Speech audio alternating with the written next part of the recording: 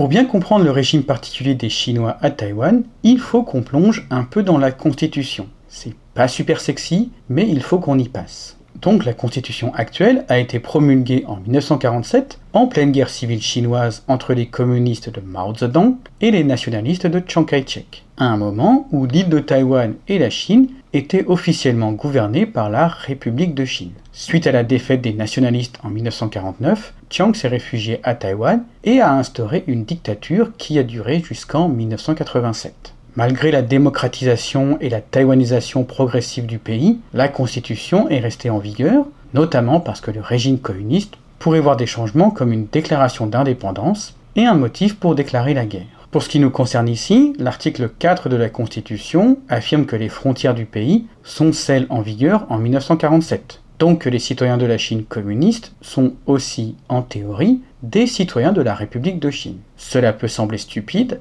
et ça l'est. C'est une pure fiction juridique qui est complètement archaïque, mais d'elle découlent d'autres lois, notamment autour de la naturalisation. De fait, les Chinois sont soumis à la loi sur les relations entre les peuples de Taïwan et du continent, alors que les étrangers passent par la loi sur la nationalité. Si les étrangers doivent abandonner leur nationalité d'origine, passer un test civique et justifier de ressources suffisantes, les Chinois mariés à des Taïwanais sont exemptés de tout cela. Au regard de la loi taïwanaise, un citoyen de Chine populaire marié localement n'est pas vraiment naturalisé. Il transfère simplement son adresse officielle du territoire chinois vers celui de Taïwan. Par ailleurs, un époux chinois peut obtenir un permis de résidence longue durée pour des parents âgés d'au moins 70 ans ou des enfants de moins de 12 ans. Le gouvernement taïwanais actuel commence à revenir sur certaines de ces dispositions, notamment politiques, mais la plupart des autres restent encore en vigueur.